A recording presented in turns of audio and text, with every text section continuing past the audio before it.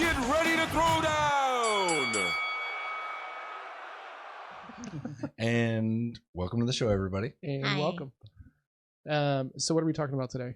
It was missing the Nets choice. Well, I was just thinking it would be interesting to talk about the leadership, a company. Okay, so we've talked about this numerous times about it's how it's advantageous to have all the different, the DISC and a team. I mean, creating a team in a company. So I was listening to this gentleman that won, the number one company, and he was just saying, I'm this type of personality, and when I hire, I look for someone that will make up for my weakness with their strength. And so I think it's really important, even if you're just working with, Al and I have talked about, we're completely different. And so and I don't really think it's bad cop, good cop kind of, but it's that kind of scenario when you just have two people. You're taking your strength and someone else's weakness, and you're going to help each other. Now, if you're going to build a company, you really want to have all the dynamics working together, helping each other, be it in sales, just in meetings, even in a board. You want to make sure that all the people are different, and you are going to pull from the strengths from each person. So, yeah. I mean, it takes the adage of it takes a village, right? right. What I get from it takes a village is that there's jobs out there that people will do willingly and love to do that every day that I'm not so excited about. Yeah. I'll do it, but it's not my forte. I'm not good at it. You're naturally good at it. So to your point, Nan, of like a company or let's just talk about developing a sales team, right? If you're a one-trick pony and you have your entire lineup filled with one personality, well, then you're only going to deal with one type of customer. Well, completely agree. Yeah. Yeah. And I mean, part of us as in a leadership role or even just a salesperson, you're a matchmaker. I mean, that's one of the biggest part of your tools in your tool is that you should be a good matchmaker. So in medical sales, a lot of times you're trying to match a personality, right? The decision maker is usually the surgeon or the doctor who's using the product. Pharmaceutical sales, same way. I was going to say, any frontline, any medical sales, it's the guy that you're putting it in his hands, but whoever you're putting it in the hands of. And if you're not trying to recognize who your audience is, who all the players in their office are, and how their teams work. Let's not just talk about how our team works. Yeah, but if you don't walk into an office and go, this is who this person is, male or female, predicated on you can see where they sit in the organization, whether they're the receptionist, they're the security guard, they're the whole microcosm of what their culture presents to you. Yeah. So if you start figuring out who those people are, that's a competitive advantage that you have. Right, because it's a dynamic of a bunch of different people. If I only focus on S's, if I only tweak, I'm an S, how am I going to handle working with the D? I mean, that's just not going to work. You have to know, and it, as Al said, in medical field. So I work with the surgeon. I also work with the office manager, and I also work with the staff. And everybody has a different personality. And each time I go in there, I have to, it's not so much a chameleon, but I have to shift who I'm talking with to meet how they're going to be comfortable. I don't want to make anyone in the office uncomfortable. I want everyone to feel like we're a good fit. And I think we can be. I think it's really important to be able to do that. Sure. I can tell you personal experience, the most successful I've ever been as a salesperson has been utilizing everybody around me to sell. I sell through them, right? On my team. And even to the point where a lot of salespeople out there are so worried about losing their commission, losing their sale, right? So they go into a meeting knowing full well they're not the right fit for this, but they got to make it work. Otherwise, I'll lose my commission. I can tell you there's a back door to that. I've done it myself, and you got to have a good leader in front of you to do this, but you go to that person and say, look, I'm not the right fit for this. One, you got to understand that about yourself. I'm not the right fit for this customer, but that guy on our team over there, they will match perfectly. Let me coach him up, take him to the meeting, let me sell through that guy. And if I do, and we still make the sale, you give me credit, right? Yeah. But you got to identify that up front. Yeah, up front. Yeah. situation where you get an agreement. You get an agreement from the get-go. You set an expectation. Absolutely. So there is ways that even though maybe you're stuck in one personality spectrum and you're not quite there to be able to judge other personalities and sell to other personalities, maybe somebody on your team is. And look, if you're truly a team player, that's what you're trying to build a company. You're trying to build an organization. You're trying to build some backlog for your team. Right. And that's coming from a D. So I think it would be really difficult for a D. And I'm so happy to hear you say that, because a D to step aside and say, but he wants his team to do that, exactly. right? So he's talking from a leadership role as well as having been in the rank and file prior to being where he's at, right? Well, because I think that, as a D, I tend to look at the weaknesses of everybody first before I look at everybody's good traits, right?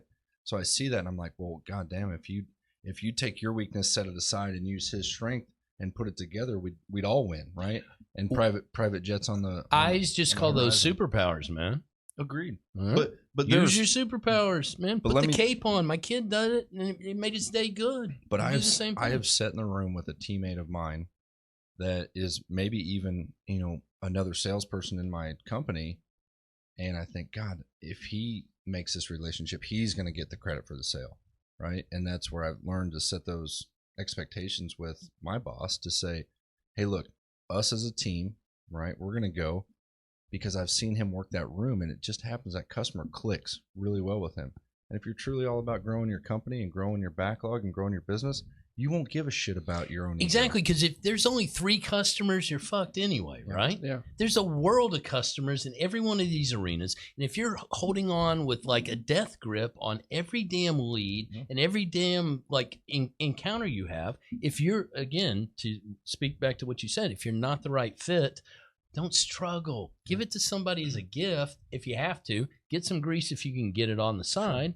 And then move on. There's another prospect, another day. And I've said in many episodes, burn them, get rid of them. If they don't fit you, get rid of them, right? And what I mean by that is you got to go through your whole toolbox, right? And if you have people in your toolbox, use them first. If they don't fit with anybody in your company, they're not a right fit. Burn them. Go find another one. I agree with that.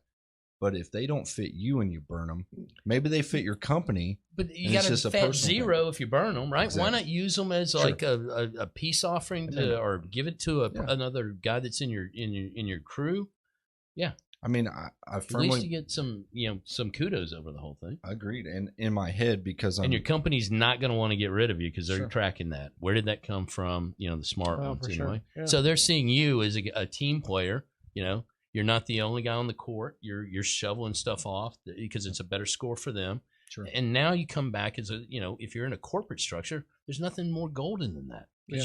You can't be the solo player that doesn't help anybody in that team if you're in a major corporation. Not anymore. That's, I mean, yeah. I was going to say add value to other people. Sure. I mean, the days of the lone sales wolf, of the guy who just doesn't exist, who just shows up with the deal and there's no clarity about where it came from or any of these things. More and more companies are like, I don't want that. I want to be able to track and measure and see the future and that comes from data and forecasting and process. Especially going through a huge market crash here recently, not in the last couple of years, but in the last 10, 15 years. Yeah. People, that was a wake-up call, right, for a lot of companies. And the ones that didn't track and the ones that didn't have a process, they went away. They don't exist to this day. Yeah. And the ones that had something, they were able to, they replicated it very quickly once the firestorm over money was over. The thing is there's a lot of companies out there that actually thrived through that downturn, because when there's blood in the streets, man, that's money making time.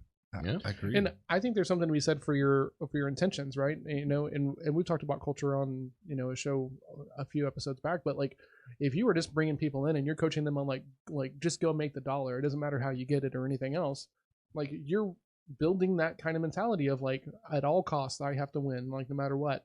Whereas if you have this culture around hey, look, we want to work with the right kinds of people, and here's what that right kind of person is, and go get these kinds of things, and if it doesn't line up here, you're not going to catch any flack from us. Well, but with the advent of internet and communications and civilization in general, boiler rooms have gone asunder. People usually don't sell just cramming the phone, right? And now with some of the sophistication of our general societies, where intermingling. We're trying to mesh industries to meet certain needs from clients, and then so there's so much more interaction that you have with so many more players, I think, in a real sense. You know, you say that about like the boiler room kind of thing being gone, but like some of these huge tech companies that are like software as a service, like, you know, I mean, those things feel very, I mean, you're grinding on a dialer, right? And but here's the deal: if you're in that game, guess what? India is killing that scenario. Nothing against my Indian brothers and sisters out there, but they are finding that to be the cheap sales route, right? They put a lot of numbers up too, though.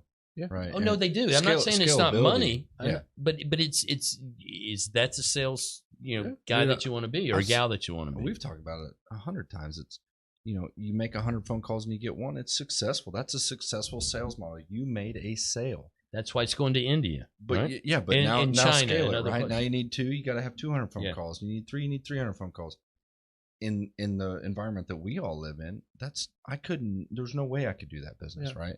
So I have to be selective and get the 100 phone calls down to maybe 5 or 10, and that's all about putting that team together that can go do that. And using social media and using your email and making sure and that LinkedIn, you're because you can speak to this better than any of us, John. In how do you organize all of that, right?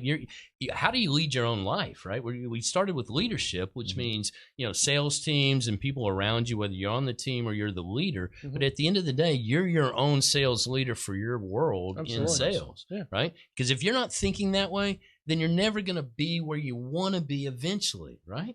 Yeah. No, I agree with that completely. In mid-management, working your own team, pulling people together, using the success that you started from the first ground level all the way up the ladder of wherever you were. But there's some problematic issues that come up with that. I'm sure, right? I knew you were going to point that out for me. If let's say that because it's all pie in the sky for exactly me, right? But like if we mix you two guys together, right, the ID, which is kind of the golden, I karate chop him first, so I gotta deaden this side of his body so that I can still got a right side. So oh, fuck, I picked your right dominant, man. I'm a dumbass. I'm at the other side. Can I retake? I'm at the other dominant. side. All right. So there's no weak side here. So what happens, right, is the ID, right, who's like the golden ratio, like this is what people are looking for when they're like talking about the fact that they can't get a hunter, which is like crazy. Like that whole metaphor's got to go away in my opinion. But that guy's gonna kill it, right? Because they can get in the doors, they can have good conversations, they can drop stuff, they can move on, they can put pressure on people and feel totally okay about it, right? Like that's the golden thing of like the traditional salesperson. But then what happens is when you promote that person up, right, they're not a great teacher. Yeah. They're a doer. Nobody is good at teaching out of the box, right? And it's crazy because from the martial arts background, I've got to teach, right? And Al's had to teach, and it's like you find out really quick how much you actually know. Sure. Al is a bad teacher. When you have to teach it to someone else. I'm kidding. But truly, I think. Sorry, Al. I don't really think that, but I'm going home. But I do think to what you're saying. What I'm thinking about going back to the team, the leadership. It's mentoring. You have to influence other people. So I think that there's strength. Well, okay, that's the warm blanket to what John just said. Right, but I do. Oh, okay. But no. So I agree with you, right? Like that's how it should. Of course work. you do, because the line's right here. but one's wrong, that's one's not right. what normally happens, right? You take your highest performer out of the field, which doesn't make any sense anyway, and you put them into a management role with just assuming that they're going to be able to teach their wisdom to like everybody else, and they've been doing it for so long, it's instinctual, right? And the more instinctual it is, the harder it is to teach to like someone else. You're gonna speak to the 2 of the things that make the 100 as opposed to like the 60 or 70. I would guess that what you're talking about happens in construction the most, right? Oh. You get a pipe fitter. It's every maybe. industry. But I agree with both sides. You get a helper, right? You train him to be a pipe fitter. He becomes a great pipe fitter, and you're like, well, he's the best guy I got, so I got to get another crew. Well, we'll take the best guy I got. Now we're going to make him a team leader or a foreman, right? Mm-hmm. But he's a shitty foreman. He's an awesome pipe fitter, shitty foreman, right? Yeah, because the skill set. And then he fails, right? So you're like, well, I can't go backwards with him. Yeah. Let's make him a project manager. I mean, this happens. So Hold on. I'm going to answer this. 3rd string NFL players make the best coaches, not the best players. Oh, for sure. They go on to do everything. Commercials and stuff. But the guy who's sitting there with the clipboard, the background guy, the guy that wasn't good enough to throw, and I was that guy growing up my entire freaking life. Third string? like thank you, the uniform doesn't fit, but I'm glad to be on the field. Okay. Helmet, I can turn it all the way around, right? My whole head gets crushed. We need water. I'm on it, John, because you're not the coach. you're that big guy in front of me that I can't see past, and I'm like looking around like, But all right, I'll get you some water. I mean, Move out but of you the are way. right. Not many NFL quarterbacks that have retired ever become coaches. It's always the guy you've never heard of becomes a coach, and For sure. he always played, Right.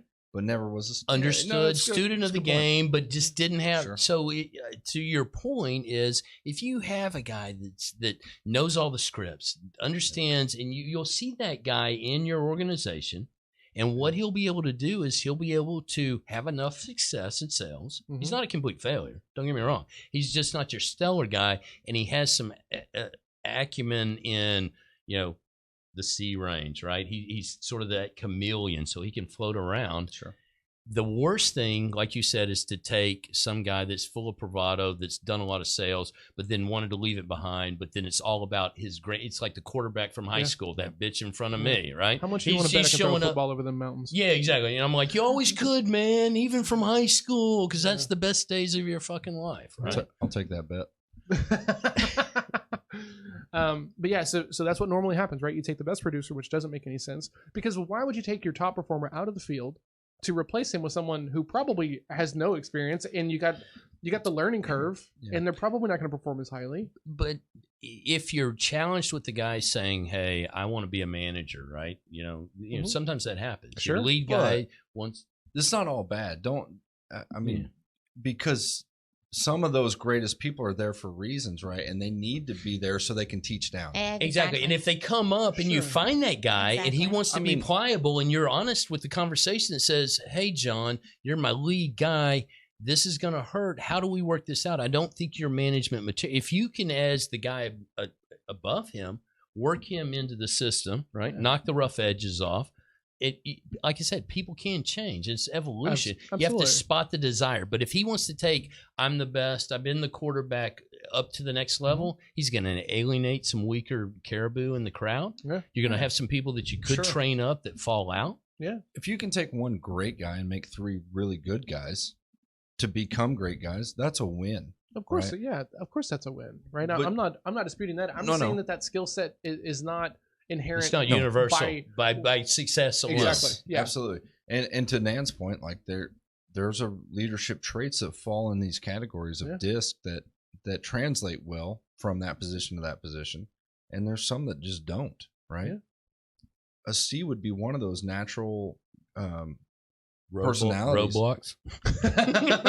Depends on the day. Well, but it's one of those natural.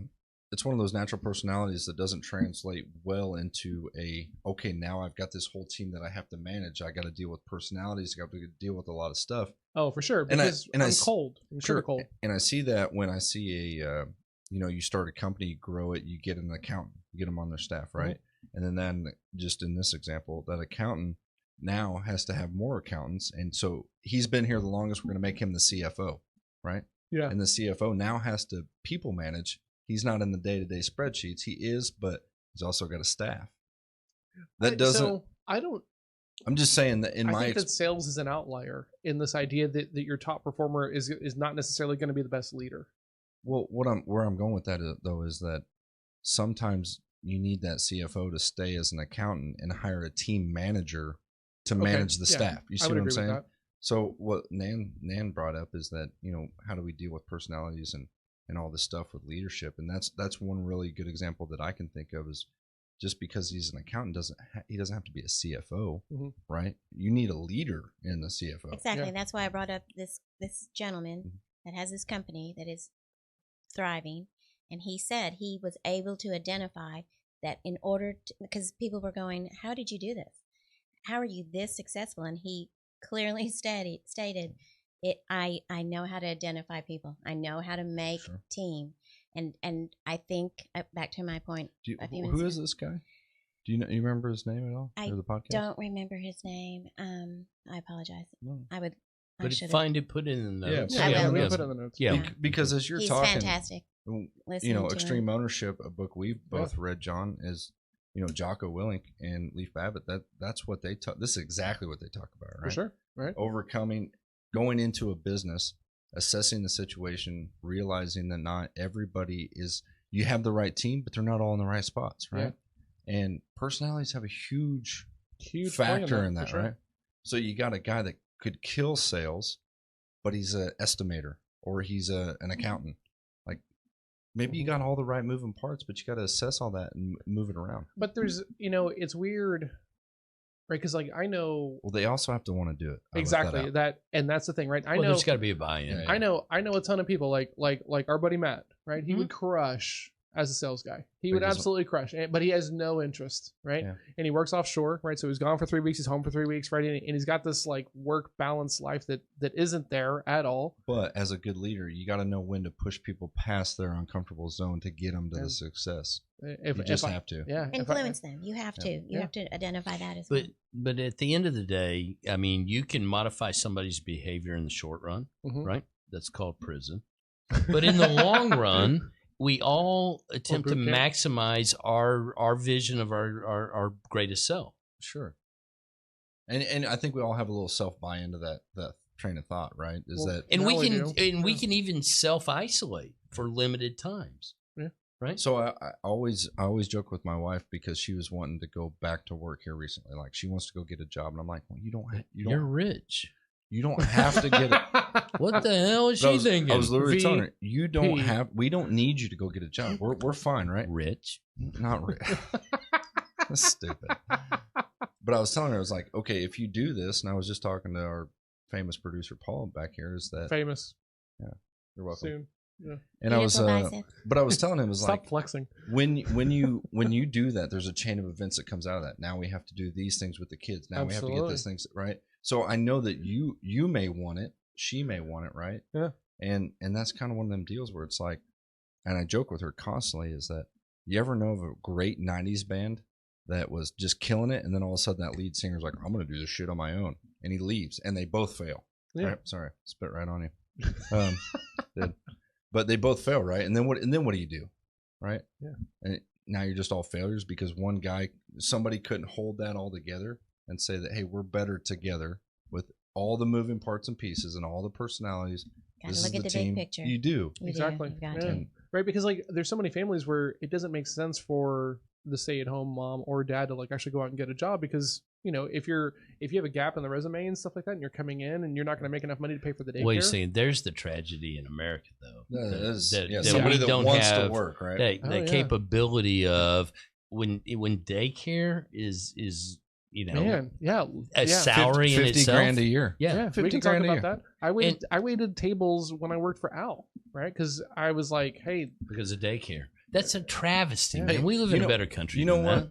And I feel pretty good that you say that, and I feel pretty good about myself right now because I literally This is different than normal. Come on. When do you not feel good about yourself? I feel better than normal. Yeah. I want to hear what he has to say. So literally, I'm looking to hire somebody on my team right now, and the person that I have in my mind is exactly that. Not you. Oh. Is somebody that has had some experience, became a stay-at-home mom, is eager to get back in the game, right?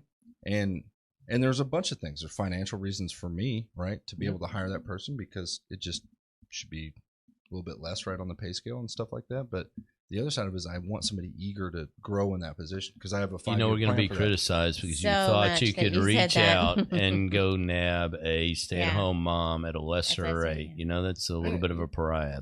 You spoke the truth. I'm true. Okay, and guys, it's all about your vote. If you don't as know you get out there and we go into 2020 at the end, and I'm not. You can chastise me all you want. No, I'm not chastising you. I'm simply calling you to the carpet for what you just said. But the point of it is that there's a lot of reasons because I need that person, but I don't have the money in the what I'm saying. Budget. But is that okay? Then here's where I think this gets rectified. Is this because I can see the real conversation is saying our budget only allows for this. I think this is where this meets your re-entry into. That's what I'm saying. I'm not saying you're not worth it, right? Because if you frame that the right way, is you just came out of a dormant stage. We're giving you an opportunity because we're weak on cash and payroll can't sustain a. Well, now you make it feel like I got a broke ass company. Oh, so you bitch out. You're holding back on a deserving individual, male or female. Could have been a dude taking care of his kids. Why don't I just give up 30 grand of my salary to this person? Wow, man. Seriously. So let's back up a bit because I'm curious. For this role, what do you know? I have my DISC personality picked out. Is it an S? It's an SC. SC? Yep. Okay. It's an SC. Why specifically an SC? Because she's been stretching her budget at home because she's only got a one income family. Because I need data and facts, and I need. She's bringing you spreadsheets, man, because she's been living on food stamps. And to Nan's point, to a T, I don't have that personality in my team, and I need it. Yeah. I need somebody to hold the moral ground of what's going on in business. I need somebody to hold us to the carpet of, hey guys, like we're gonna get through this. Like whatever bad times, good times, I need that person. I need that moral support. Okay. So bring her in and pay her more. Yeah, maybe. Well, but hold on. I'm not against saying, hey, here's the deficiency. But the thing is that if that job, when I hire that person with that personality, when they do their worth, they will gain their worth. You're going to pay them. They'll gain their worth because you're gaining me worth. Right. So I have a 5-year plan for that role. Right. I have a 3-year plan for that role. Hell, I have an 18-month plan for that role. 5-week plan for that role. You'd love it. I even charted it out on a spreadsheet. Made a Gantt chart and everything. Gantt? You'd love it. Let me see Gantt charts. So going back to the conversation with your wife, and she wants to go out and get a job. Mm-hmm. How does that conversation go? Because she's not a D. I told her the street corners aren't. No. Anyway, she's not a strike two. Yeah. So she doesn't listen. It's good. Yeah. I hope not, babe. If you do, I'm sorry. And I understand why people vote for Trump now. Oh, wow, we're not touching that. No. We're backing up. Stop it. Stop the madness. Okay. All right. So where we're did gonna y'all? have to hug on camera. We're gonna have to hug on camera just so people don't think I'm. If I don't show up to work on Monday, check Clint. There was so many radio dials that just went click or what? Okay, back to wisdom man. So what wisdom man? Yeah. Mm-hmm. So where'd you leave the conversation?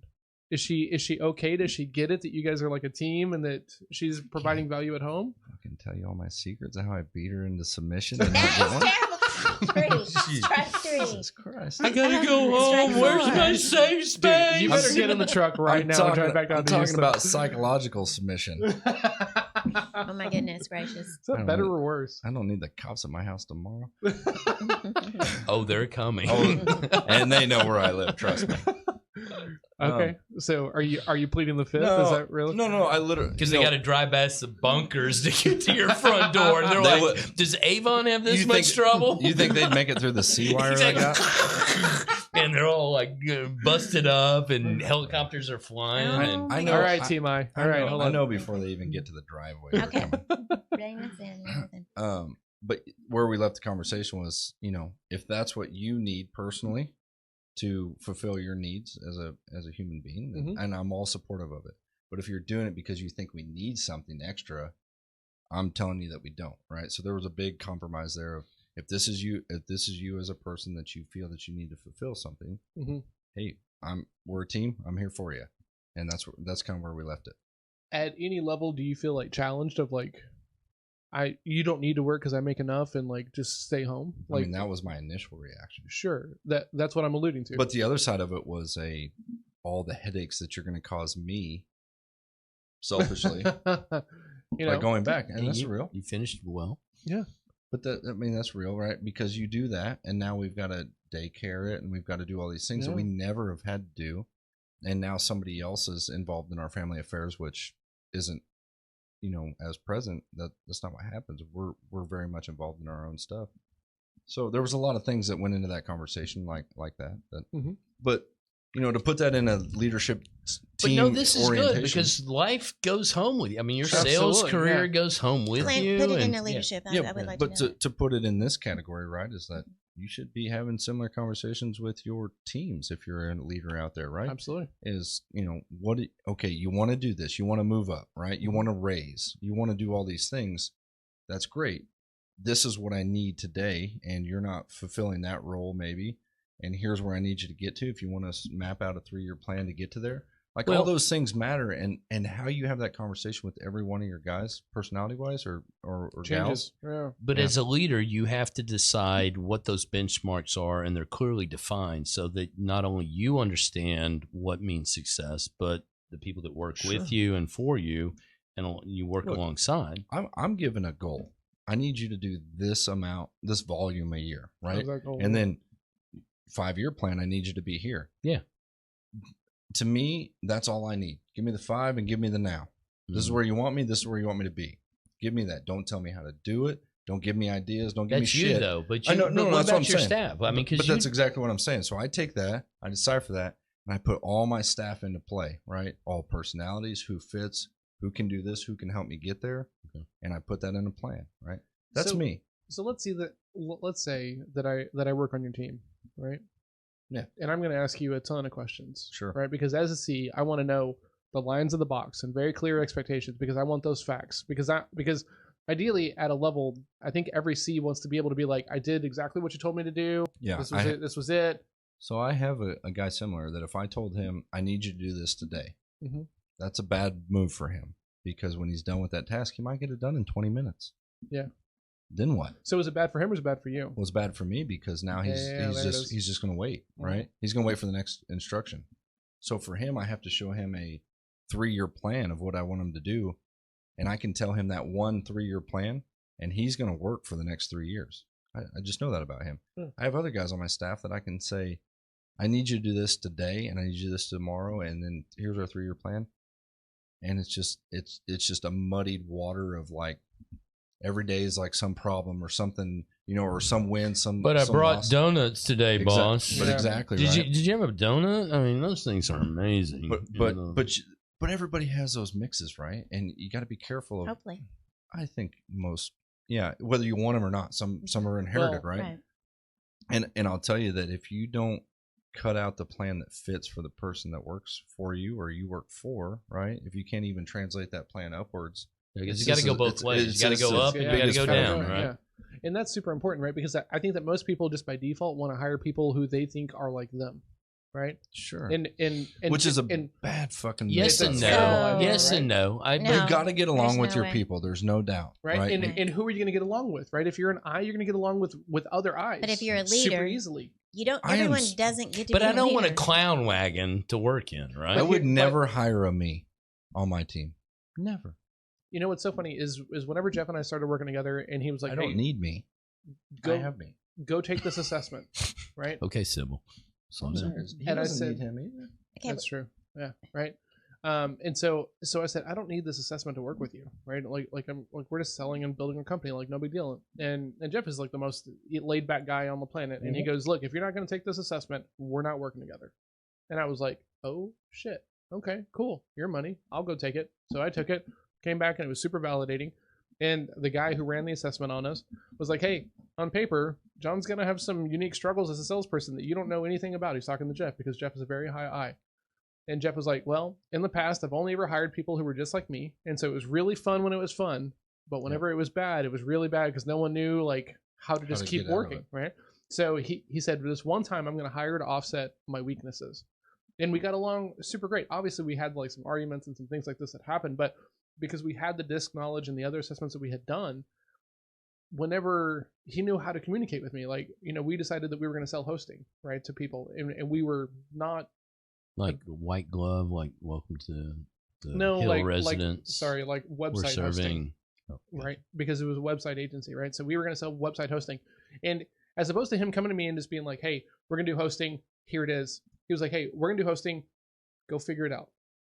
Which I love as the C, right? Because I'm going to do all that research and I'm going to do all of that. And you started from scratch. Well, but you're from the tech era, so not scratch, but so you had to. I'm not a developer. Agreed. That's what I'm saying. Right? You had to sort of do the engineering, learn enough about Absolutely, that industry. Right?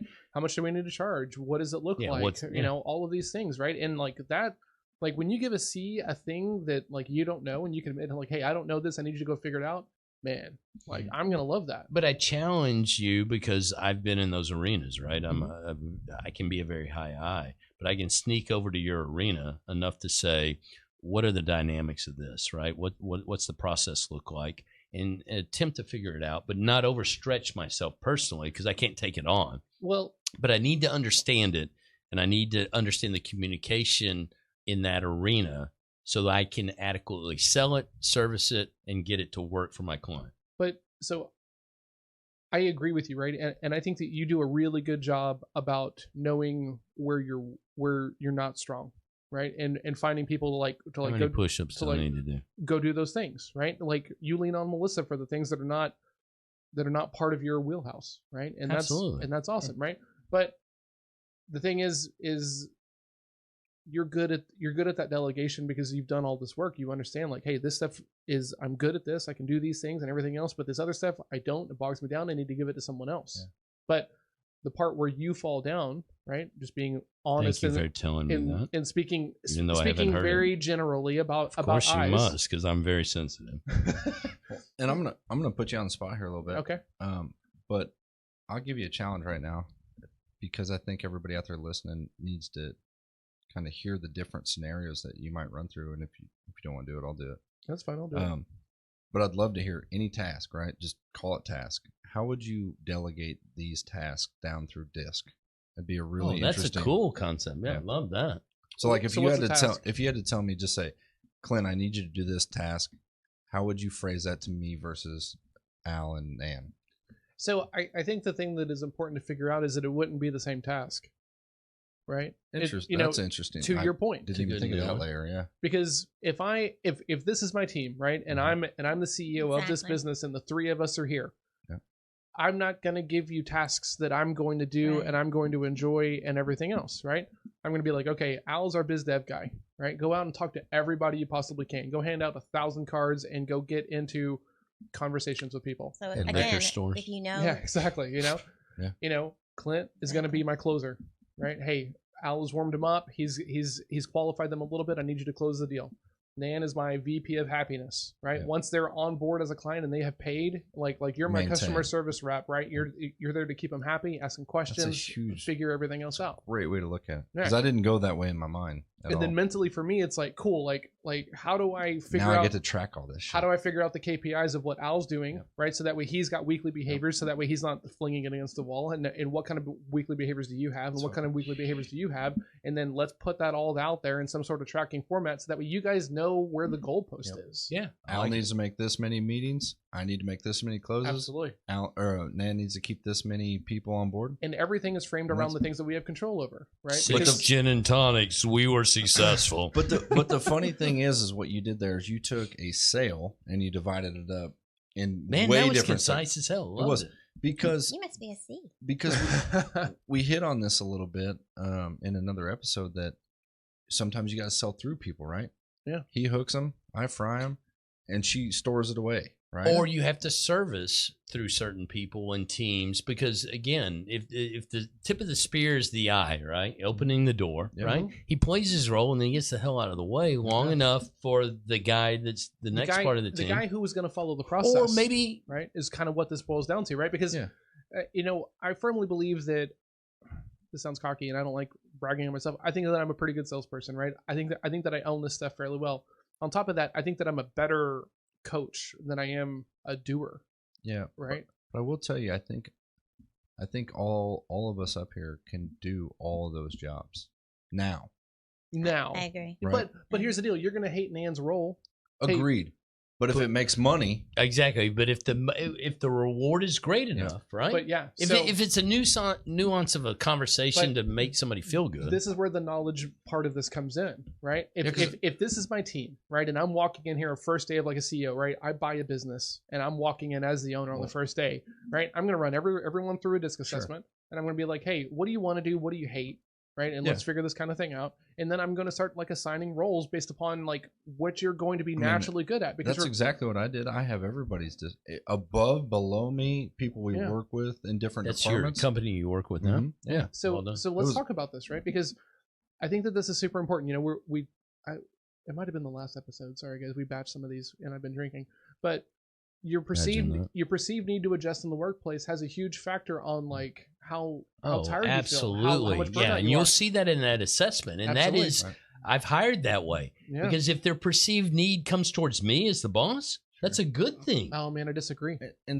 No, Right? Because not to fool me, right? But Because you hold know on. how. Okay, Right, so- I think I know where you're going with that. So let me talk about me specifically, right? So before launching my company and doing all this and all the networking and everything else, on the weekends I couldn't wait to go out and be social and be around other people and everything else, right? I needed that thing in my life. Now that I do all of this and the podcast networking and all of this stuff, I'm not out there so often on the weekends. I don't want to talk to anybody, which is very, very weird for like my family because they're like, hey, what do we want to do? And I'm like, guys, I'm just tired. I just want to like hang out with you guys. And like, this is awesome. And it's such a departure because I've got to be in this space that is not part of my natural skill set on the regular. So then what happens is I'm more tired. I'm more burned out. So if you're forcing that C to be the I of like, hey, you got to get on stage, right? You got to do all this stuff and everything else like this. And it's like so far of a stretch, you're going to break that rubber band eventually. Sure. And that's one of the things I love about DISC. I don't know if you've ever really put DISC together, the 4 quadrants, we talk about a lot, right? And there's task driven, and then there's just so many different things that go into DISC, but we all have kind of 2 sides, right? We all fit into something, right? And so what I was thinking when you went through that team, right? What if you only had 2 of those people? What if you had a C and an I, right? Wow. But the Not thing good. is, it's a hugely successful team, right? If you'll slide If naturally, we can work together, right? Yeah. If we Right. can figure out the communication But the point of between it- the 2 of us. it's you say that reaction, but it would be the same if I said it was a C and a D or a Oh. C and an S, right? You'd be Well, like, it shifts oh, a shit. little bit, right? It does. because if I But- only have a C, right? If it's just me, Because you me and guys will Al- go data, But right? let's- Instead but of hold on. If you have a C and an S, right? If you have John and Nan on, and that's the team, the sales team that needs to go kill 30 million next year. She's my biz dev person. But for you're sure. exactly, you know And why? I'm the closer. You know why? Because she can slide to an I easier naturally Then I than can. you can, and Mhm. you can slide to a closer easier and naturally than she can. Well, I mean, I firmly believe because of we've had this conversation recently, right? D's and C's are the best closers because they're going to follow that process, right? You give them the blueprint and you give them the process and the Yeah. questions to ask. Depends and on they're gonna be okay. I'm going to side with him a little bit because and I hate to, this is another deal, but it depends on your fucking customer, right? Because if your customer is a super I, we're not in it at all. So I disagree. I disagree with that point as well, right? Because when I'm looking for a closer, I kind of do now that I said it. Because if I can't get this guy, because it's all conversation, I bring my boss in, right? Which Agreed. is you, right? Yeah, sure. but And here's, I'm course like, it is. close this guy down because all we do is chatter. He's going to feel like he's got to make That's a a good point. decision, That's a and great you're point. going to be the strong arm that he knows what I brought. Great point. I brought my brother Guido over here because, that's what he my brother Daryl does. and my brother Daryl. Exactly. But I firmly believe that like C's and D's are the best at like qualifying because that's a process, right? And I'm task driven. If you tell me that I got to qualify people and it doesn't matter if I make them happy or not, man, I love I'm that doing space. it. I'm just And probably you not love going it to too. track it. So That's if I fine. came in and I It's okay. said, "Hey, John, Sure. I'm not sure if this is a good fit or not, but we've had some real engaging conversations. My I'm next out. step is." Sorry. The worst. I I know. love it. Keep going.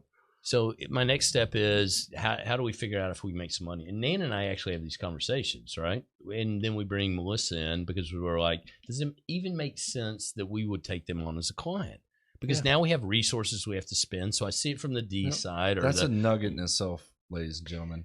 Does it even make sense that we take them on as a client? Oh God. No, we do that all the time. You have to. This I is know, so but- important, right? But Because that's huge. so let's talk about this, right? Because a lot of guys, and you talked about this, right? You're the guy in the truck, right? Because you killed it, but you get frustrated and you go out on your own, right? And you see this with like C style consultants, right? You're really good at spreadsheets, analytics, financials or whatever else, and then you go out and you become a fractional CFO, right? And essentially it's the same thing. You're a guy in a truck, right? And I it's was just there. you Yeah. and everything else, right? Yep. And you fall into the trap that Al and I have talked about so much, right? Like I mean, Al has helped me a ton with my business because he's like, look, don't just create a job around yourself because that's not going to give you the freedom that you're looking for, Right, right? You're still trading time for money. And I'm like, oh my God, broke my head. But this is what everybody does, right? And so then what happens is we've got to be able at some point to like take that next step and take that next leap. And that's harder for some people than others.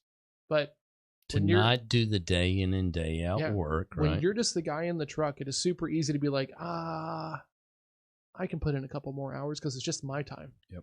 Right. And I'll give it away for free. Exactly. Because you know what? No big deal. No big deal. But when you are using partners or white label providers or or you're contractors paying for that first employee, exactly, absolutely, man, God, you're everything looking at changes. them and, it's like, oh my God, I paid and I lost. I But- paid you your salary, Yep. and then we didn't make money on the deal. Yeah. In the website design company, I count myself really, really lucky because neither Jeff nor I were developers at all. So we had a development team, right? And so because of that, we had a cost for every hour that they did. We were gonna get billed. It's like $40 an hour, Mhm. right? So therefore, we knew that we had to mark it up to a certain amount for it to even make sense to cover costs and everything else like this. And it forced us to treat it like a business, right? When you're the guy in the truck. And I don't mean to be quite as like disparaging as this sounds, is like it's super easy to just have like a hobby, right? Because you're discounting your time and who really cares and everything else like this. I do that. The minute you start having to pay other people to do these things, Absolutely. you Skin in the game. shift. But the key take home here is you're in the game. Pay yourself. Think about it from the get go. Yeah. And even in sales, the guy who wakes up, you're paying yourself every day that Sure. you're out on a commission job Yep. or anything that's tied to a bonus attached to even a base. Yeah. I mean, I did that. Every minute is a value component You're right. to your individual Yep. time process. It's just like being in business for yourself. Don't kid yourself. You are in business for yourself. I get on. Oh, for I Absolutely. mean, that's the nugget right there. I get on my primary engineer every day, and if he listens to this, he'll agree with this. I get on him every day. When people come to your door, you're able to stamp drawings. That's not a normal thing, right? That's a big deal to be able to stamp shit. Give that the you get to approval build, right? that you start to To build on. build something, To build right? on, right? That's- Yeah. There are hundreds and hundreds of millions of engineers out there, but The there's guy not who puts many it- to yeah. stamp on it, right? That's Mhm. a different ballgame. Agree. And I tell him all the time, people will come and like, hey, what if I do this? Can I do that? And he's like, oh yeah, let me run that calculation. That shit costs money. Yeah. Oh no, it took 10 seconds. I don't give a shit. Yeah. Well, it's 10 seconds Keystrokes, cost, right? Exactly. Right. Because it is a big deal, and you should get paid for your services rendered. I'm just a huge believer in that. If you do something, Yeah. you should get And that's freaking your paid for it. personal time as well. This is my- When you wake up, put your feet on the ground, and you're not kissing your kids or saying goodbye to your Yeah. wife. Mhm. Man, And- you're on the clock. And I don't Make mean, it count. And I don't mean to beat him down, but he told me one time, he's like, that's how we sell bigger jobs. That's how we get these. Oh, guys okay, that are-" agreed. And I said, To a okay, certain there's a degree. process for that, right? Yeah. There is a process for that. But you got to categorize it. but You got when to understand what it's when costing. you. when you do 4 or 5 days out of your 4 days out of your 5, and that's all you do, now it's free consulting, right? There's Yeah. a problem And with that. They're Yeah, there's a problem with Wow, consulting. man. I Forgot just about blew my that. fucking head up. Yeah.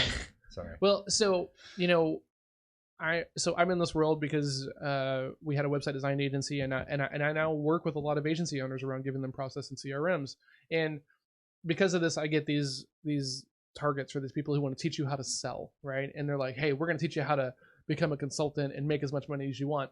And most of these people are telling these people who invest in these programs, go do it for free for a month. Right, especially in marketing, right, or like lead generation. Go do it free for a month, and then after that month, they're going to love you so much they're going to pay you whatever you want, and that's just outright bullshit. What are you saying? Where is this? It's all over Facebook, man. It is like every third ad I see, right? Because I'm in this world, right? Yeah, I get it. you know, I get bombarded with other stuff, but sure. yeah. right. And so what happens is like I see the Teslas stuff and I just and jet airplanes and stuff Oh, like that. good But for you. anyway, I need to be on- I'm I need to like, be on your feed. wow. All you have to I do just is get- click on it. I'm not buying. I'm just looking. It's free out. Yeah, all I'm I just, get is like courses, selling stuff, and like agency stuff. And these guys are like setting these people up for blatant failure, right? Which bothers in me. your to no opinion, end. do you know that they actually fail, or is your opinion that that's not a? If I could, hold on. So When let's you talk start about with this. Al, Hold on. I'm It's being like, scolded. so let's talk like, about hey, this, dumbass. Seriously, mother. Because let's talk about it. If you're Clint and you're coached in this idea around this idea that go do it free for a month and then have a conversation about getting paid, Clint is going to be okay having that conversation because Clint is Clint, right? He's a D, right? And I'm going to be somewhat okay, not as okay as Clint is. you're going to have a huge struggle with that as an I. With what part? I'm sorry. You're going to do free work for 30 days, right? And you're going to produce for someone. Done and that then, so many times. And in then my you're going to life. show up after that and then be like, oh, now you got to pay me? I've done a lot of that too. It's problematic. Yeah. You know, So why would anyone value your time and your efforts if you don't? Because we're givers. We're like, okay, I've literally done exactly what you just described. I'll Sure. own it, right? Agreed. And you know, over time, yeah, I've learned to work, but Yeah. I've said literally, let me show you what I can do. yeah, But I delivered and I have been paid. I was going to say there is a tactic to that because, and it does work. I think you've probably proven that model better than any of us that can work. I think right? I've done that more times than you know. You know, So- like the guy I who know wanted I to work have. with Edison, right? And Tesla. Tesla got pissed off and he ran away. But right? to you me, see a good idea, Yeah. You know, from my scope, where I sit, I'm like, I'd like to not only buy in, but I'll give you this much of my time, which is Right. more valuable than anything. And then we have a decision to make at a certain point, and I can walk away. so Why would you do it for free? hold on. Here, Hold on. I do want to hear your point, but here's the deal. If you're really good at what you do and you can deliver, Mhm. why would you do it for anybody for free? Because I there's- can. because there's doubters and you can. And Yeah, that's a I've good got reason. to. I've always lived according to the fact that I didn't need all the money that you think you have to pay. Well, me. I think it's not for free because you will be successful. I was going to say that was my point. So Because you have a mousetrap that I don't own, right? And I really want to see it. Sometimes And I want to proof see. of- Here's the deal, and I really want to look at your mousetrap. and it's doing it. I Okay. do. Is Okay. it not true? It's doing it for free if you aren't going to be Oh my successful. God! let's talk- It's now my mousetrap. So there's a huge difference here of free consulting forever and ever and ever and ever and never getting paid Yeah. versus proving concept. Example, we were all just in a hallway earlier with a what do you call the thing? Oculus. wow, it's Yeah. amazing, guys. Yeah. I'm What all do you Wow. call it? What was Oculus, it? yeah. Oculus. What's the thing though? What do you VR, right? VR? Yeah, Oculus, sorry. yeah. Jesus, sound like a virtual retard. reality. Reality. Yeah, Yeah. no, I'm catching up. So if you didn't have the proof of concept, would you spend $500 and buy one? You see where I'm going with that though? Okay, but here's the difference between those two things, right? If how do I want to say I this? love stumping this guy. Yeah, you do love stuff in me because here's the deal. There's a difference between actually delivering something and showing something. Because here's the deal. I don't get to leave with the Oculus, Agreed. right? I have to make a decision that I have to go But pony the up and do this Oculus thing. delivered because you guys sat up there and I was like, wow. And then we all were I like, mean, okay, let me take a peek. In 1 minute, I said, no effing way. Yeah. Never buying it. Yeah. Did Now- it for 30 now you seconds, want said, I want 4 10 of them. Exactly. Your whole household's You know what I running mean? on But that's this. the thing. So in like Doc's and Nan's business, I could see where that strategy may come to. Now they can't do it all the time. They'll never make a dime. And that's free consulting though, right? So for me as a C, the thing I think that I go back to It's kind of contrary to what I said about my engineer, right? a little bit, yeah. Yeah. No, and I totally get that.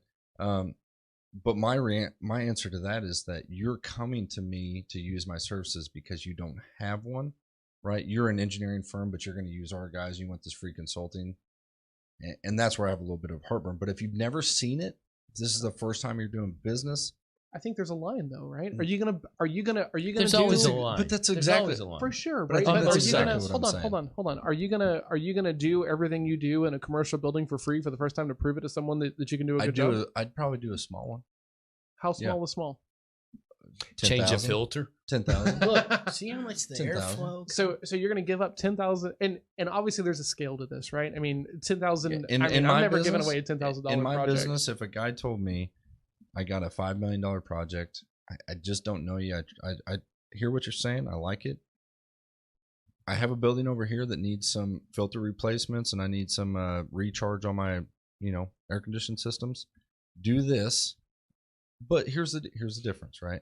Is that Some kind of panel truck pulls up. It's like, but here's where these waters get muddied, right? I'm Is the that free guy. you do that without any agreements, and you do that without paperwork. For sure. You're an idiot, Exactly. right? But if Without I just, a next step, but or if I what just- if I do this? but if Yeah. I get you to agree, especially on Absolutely. paper, Yeah. that if I do this for you, you give us a shot at that. I'm doing that shit Or all the guy day long. says, or the guy gives you an open door policy to come back and talk to him anytime, right? I mean, I'm telling you now. That's a brother-in-law kind of thing, and that happens. I'm looking at his reaction, not yours. You okay? All right, high tech. You know why? And all this, You know like, why? Yeah, Because the dollar value on what you sell is very different on what I sell, scalable wise. and the way you get to it and scalable. I I would agree with completely that for sure. I hear you So, like- giving free advice all the time. You help people all the damn time, Yeah. Mr. Tight Ass over there. I mean, I just don't. So There's a difference. So what do you between mean, though? consulting? so what do Because you you point people in the right direction, which is sort of what is going on here. Ah, And okay. then it So let's comes talk back about that that. you have influence and you're a consultant, right? So I think there's a big difference between, hey, look, I don't do that, but here's the information I know. Go figure it out, right? And building some trust and rapport. And then, but I'm never going to sit down with someone and be like, okay, cool. Here's how I customize a pipeline and do that for someone for free. But if someone comes up and they're like, hey, I want to run Facebook ads, cool. I don't do that. I don't lose any business by. But even in the same gesture, you say you give 3 examples of what a CMR would be, right? You let them you give them enough rope to sort of hang themselves, right? That's little what you bit. sort of do in this project too. But that's different You- though than saying. You say that. Why did you think they put facades up and people drive by, right? And I think- Take a look at what this could be. Okay. I think it's to Clint's point. I think it's just to scale. I think you're just doing it seems. A small thing, and sometimes it's buying somebody a drink, right? Think about it from the standpoint of I just spent, I bought a big meal, right? Instead, but here's the deal: I'm not doing $20 million worth of business, so spending $10,000 to get $20 million, I'm not getting $20 million off of a big. Sure. Sometimes right? maybe you and can. that's where the scale of things because I'm about to What's buy your a budget? list, right? I'm about to buy a list of people who are Okay. who are using different CRM platforms that I work with, right? And so I know this is going to be a fairly targeted list, and I'm going to call these people, right? And I'm okay making that investment. The thing that I'm going to do is I'll call these people, be like, hey, what we have found is that typically people are not using the full CRM, or there's ways to make it easier. Is that worth the conversation, right? So I'm investing in money to get the list, but I'm not going to like give them free consulting so that way they can figure it out and build it on their own. How many people build it on their own after you guys do a little spec job for them? Never. For sure, right? But there's That's the only point we're trying to make here. but there's a different apples barrier to entry between what I They do can't, versus But they can't. exactly right. They have And to hire somebody else. I firmly But believe- How many times do they just not ever do business with I you? mean, it happens, but it's a Nah, small, exactly. small I mean, percentage. I can't tell you how many deals I've had where they're like, "Well, I don't need you. I can just figure it out on my own." Right? Well, and I'm like, "Cool. Okay, Go, so go get it." Let me give you an example of another way to do this, and a legitimate way to build business by doing exactly what we're talking about. You take it and you say, "I'll do this one for you, but I'm going to put that in the next project." I've done that 100 times. I'll do this $10,000 job. You give me the $4 million, I'm going to put the $10,000 in there. It's just going to happen. Yeah. Because I'm going to pay for my guys. But that $10,000 one, and that's give equal me the business approval. stature, right? That Absolutely. That is saying, look, I'm going to show I'm gonna you, tell you but right I got to now- recoup so that we always stay even and you feel good about it. And I Maybe feel I'm good. just a jaded, skeptical so asshole, but for that makes example- me uncomfortable. For example, I run this scenario all the time. Putting super unleaded in your car sometimes does the same thing. Does it really work that way? I have a standard sentence in my proposal on this scenario all the time. We will provide upfront engineering for you. We will design, build this entire job, and it will cost you $120,000 to do the engineering. That's very competitive with any engineering firm out there, right? If you use us to build this job, the full build out, and we get to do all the mechanical work, you won't see that $120,000. It'll be in the big project, right? Mhm. If you decide to take our drawings and use somebody else to build it, you owe me $120,000. Yeah. No money up front. I did the work, right? Didn't cost you a dime up front. It will cost you in the big project. And you can transfer it over to that other project if you decide to do In it, the because same that's what they scenario- will do on the bank loan and the whole 9 yards. Exactly. Take these what plans. they do. Thanks for drawing them up. I Yeah, had to but So, keep that little thread up there. but then, that's the way it works. though. Maybe, And it's a yeah. win-win. Yeah. You gave some; they didn't feel threatened by that, That's right. that proposition. They don't ever back Because- out because because of it. one They of don't the- ever go, "Well, what are you talking about?" One of the biggest, hardest topics that we'll ever talk about with across all personalities is money. Yeah. And people get scared, especially I can only imagine, John, in your business, a CRM business. hey, I've got all this great solution. It'll cost you, let's just say $1,800 a month to do this. And then people are like, fuck. Yeah. I don't have $1,800, you know? So that upfront money can scare so many people away, and you got to be careful about how you word that. Oh, and I think not you there's- particularly, but people for out sure. there. No, and one of the things that like honestly drives me nuts about my business is that I don't have enough like ongoing plays, right? Like once I do a CRM build out and stuff like this, I might get called in 6 months to do like a deep dive into that data and try to find some nuggets so that way the sales team can perform better. But you know, with like the website and hosting and even with like marketing, right? Like you're getting paid every month because they need that consistent work, right? And I like that idea of like once I sell it once, and as long as I manage the relationship well, it's good. So maybe my walls are maybe a little too up because I'm in somewhat of a transactional business. You are, yeah. Right. And so because of that, like I don't want to. I'm always very concerned about giving something away for free. And sometimes your sale is a one sale. Exactly. Right? Yeah. Whereas my Very business, often. I'm getting one sale to get 12 sales. Yeah. That's a very different business model. So I agree with your hesitation. But they both speak to qualifying your prospect, right? Oh, for sure. And because if he's losing money, he's about to go bankrupt, do you want to really do a job for him, right? Yep. Did you qualify correctly? Are they expanding? Same with you. Yeah. Did I qualify correctly that this is going to be an ongoing scenario? For right? sure. Right. Do they have the potential? Did I really do my homework, or did I get happy when they said we want to do this? But I didn't pull the curtain back and decide, wow, man, this is a cool business to be attached to. If someone comes in and they want to hire me to like build out their CRM and give them a documented process and work with their sales team and stuff like this, and then if they're going to do like the ongoing like CRM accountability, which means that we have a call each week and stuff like this, then I'm willing to, you know, give a bit of a discount on my like normal rate and project rate and stuff like this because I'm going to make it up on the back end. Sure. But I think that there's a big difference between the fact of like a transactional sale versus a relationship sale. So we're getting the wave here. Are we doing a throwdown? Yeah, let's do a throwdown real quick. Do a throwdown. So on leadership. Yeah, on leadership. I know we kind of got off on a tangent there. It has some really good points, but as a D, from my point of view on leadership and what DISC is and getting to know your team and your personalities, one, you naturally have a lot of leadership traits in your tool chest as a D, and I think that one of the things that you're probably missing is that sympathy side, that basically empathy, right, for other personalities, right? But I'm going to tell you, you're not going to get everything done without other people to help you get stuff done, right? So if you're a D and you're in a leadership role, you probably don't want to fill it with a team full of Ds, right? Because you're going to fire everybody the first day or they're going to kick you out, right? It's just going to happen. So be really aware of what you need, what your needs are, and who fills that role and who does it the best. Awesome. Al? So as an I, when you're talking about teams and leadership, don't try to be everybody's friend. That's going to be your natural compulsion to solve their ills. But be upfront and direct with your conversations. Let them know when you're not happy with somebody on your team or you're unhappy about a situation in your sales force, and learn to manage the tendency to take a back seat, be polite, get out of the way. Awesome. Annette?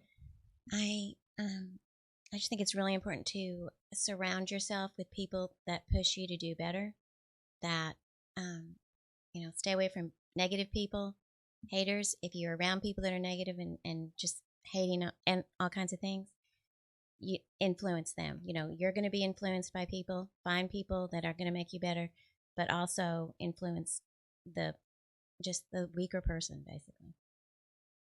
Awesome. All right. So as a C, if you're a leader as a C, the thing that I'm going to tell you is you need to learn how to nurture, because it's not in your toolbox, right? We're very task driven, very critical, and everything else. And you can't coach an I, you can't manage an I and just be that critical parent mode all the time. It's not going to go very well. And on the flip side of that, if you're a C and you're working for someone who's not a C and they're your leader, right? Your manager, boss, or whatever you want to call it, be aware of, you're going to have a lot of questions and they might not have answers to it. And you need to kind of wade very carefully through that minefield, right? Because it's super easy as a C to get labeled as you're not a team player, right? Because you've asked too many questions. So on both sides of that coin, right? Ask your questions well, nurture your people well, when you're coaching them. So that's really all I got to say on that point. Good points. Awesome. All right. So if you know someone in sales and they're not listening to this and you think that they should be, please share this with them. If you're watching us on YouTube, thank you very much. That's awesome. And if you don't know where you are and you're not really sure that one of the free assessments is going to give you the clarity of insight that we're talking about up here, send us an email, assessments@salesthrowdown.com, and we can get you hooked up, and that way you can take one and get the real deal. Cool. Awesome. All right, guys. Thanks, y'all. Thanks, Bye-bye. everybody.